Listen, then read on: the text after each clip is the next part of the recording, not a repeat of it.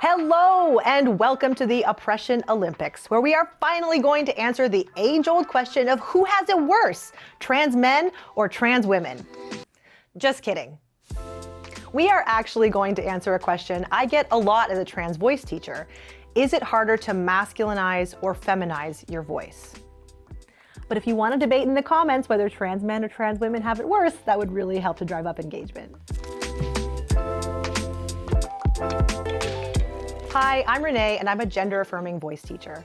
I have taught hundreds of trans people how to create speaking voices that bring them comfort, safety, and gender euphoria. I've also created online courses on voice feminization, voice masculinization, and a secret third thing. I know what I'm talking about. When it comes to voice and transition, everyone seems to feel like the grass is greener on the other side. Trans women will say, trans men are so lucky. They take hormones and bang, their voice changes and they don't have to train at all. I have to voice train.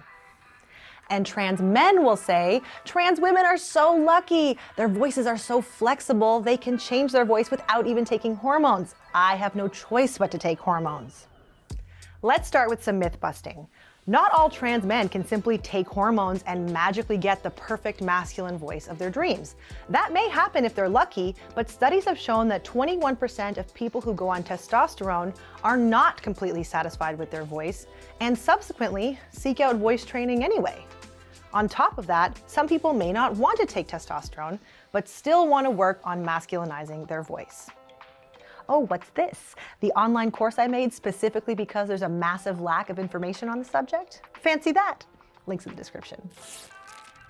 From the book Voice and Communication Therapy for the Transgender/Gender Diverse Client, a Comprehensive Clinical Guide by Adler, Hirsch, and Pickering, for transmasculine individuals, it has been commonly assumed that voice and communication training is not warranted because testosterone administration, which many undergo for gender dysphoria, is often sufficient for masculine voice and communication presentation. Because of this assumption, there have been relatively minimal research studies, writings, and clinical trainings in this area. Ultimately, access to care for transmasculine individuals has been even more limited than it is for transfeminine people. However, the need is there. Some transmasculine people do not choose testosterone administration, and when they do, pitch lowering can be insufficient. Furthermore, even when pitch lowering is sufficient, other masculine voice and communication patterns may not be. What's more is that transmasculine people can experience dysphonia for various reasons. Making an informed decision around HRT is super important, and it's not a one-size-fits-all. If you want a more masculine voice and a flat chest, but you're not so keen on a huge butt hair, you could have top surgery and voice training and not go on T. There are way more paths than the single stereotype. So let's compare apples and apples. When it comes to trans voice training, who has it harder, trans women or trans men? We've been testing a very controversial story here. We're going to compare 3 characteristics that we work on in trans voice training: pitch, resonance, and vocal weight, so that we can finally get to the bottom of this. Pitch is a measure of the highness and lowness of your voice. Usually, my trans feminine students are seeking to raise the pitch of their voice, and my trans masculine students are seeking to lower their voice. T, if you would be so kind as to play the disclaimer here. Everyone's voice and gender journey is unique. There is no one true masculinity or femininity. The advice in this video is based on generalizations, but it is not meant to perpetuate gender stereotypes. Please direct all complaints and comments to the comments section, as this would be great for engagement. Okay, thanks, bye. If a transmasculine person has not been on testosterone, there will be a hard lower limit to the pitch of their voice. Trans women, on the other hand, have a lot more ceiling room. So in terms of sheer availability of pitches, trans men do have it harder. However, because it is usually safe for a trans man to aim as low as is comfortable and possible, aiming for a new target pitch does not usually involve a lot of consideration. A trans woman, on the other hand, may have to work on blending registers so that she can glide easily between her head and chest voice, or create a mixed voice.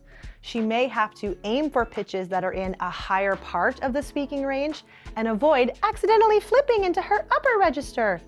It usually requires more thought and practice to accurately achieve the target range. So in this way, it is harder for trans women.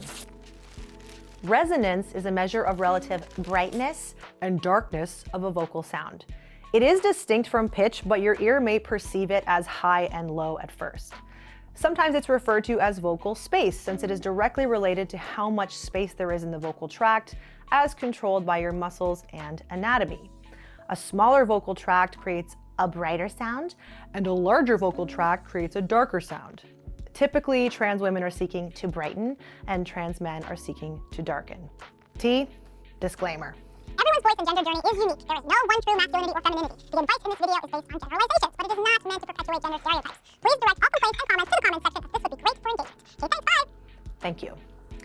I gotta give this one to trans women. It is harder to consistently raise the larynx, to decrease the size of the vocal tract, than it is to lower the larynx and increase the size.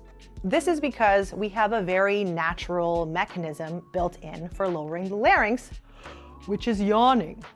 It's also a little more natural to relax with the larynx in the lowered position. Trans women typically have to develop the muscles necessary to raise the larynx for prolonged periods, and then also learn how to relax sympathetic muscles. Or they need to find another way of decreasing vocal tract size, such as modifying vowel sounds. Overall, it's a more nuanced process. Vocal weight is a measure of relative thickness or thinness of a vocal sound.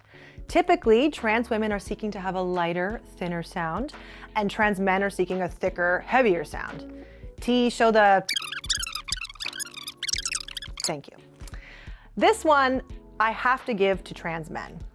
It is very hard to add weight without increasing overall tension. In any vocal practice, excess tension is the enemy. The process of lightening and thinning a vocal sound decreases tension beautifully. I don't usually recommend that transmasculine folks work on adding weight because the excess tension can negatively impact the overall practice. Let's go back to the scoreboard and see who has a harder time with trans voice training. Those seeking to masculinize their voice or those seeking to feminize their voice. Drum roll, please.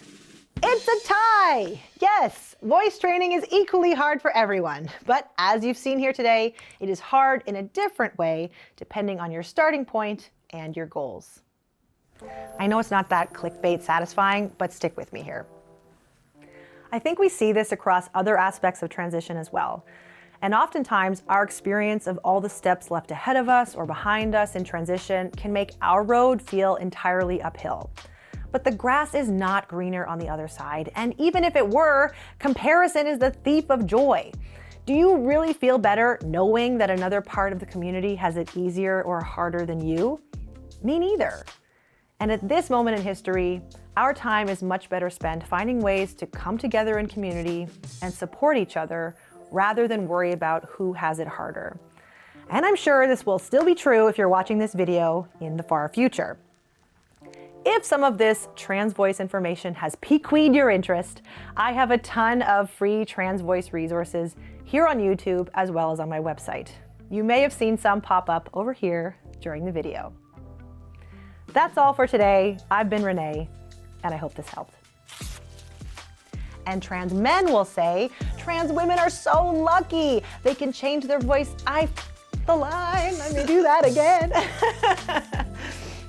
I cannot remember this line. Oh, and also my phone is transcribing me. Oh my God. Okay, wait. That would really help to drive up engagement. I didn't say the comments part. Holy sh.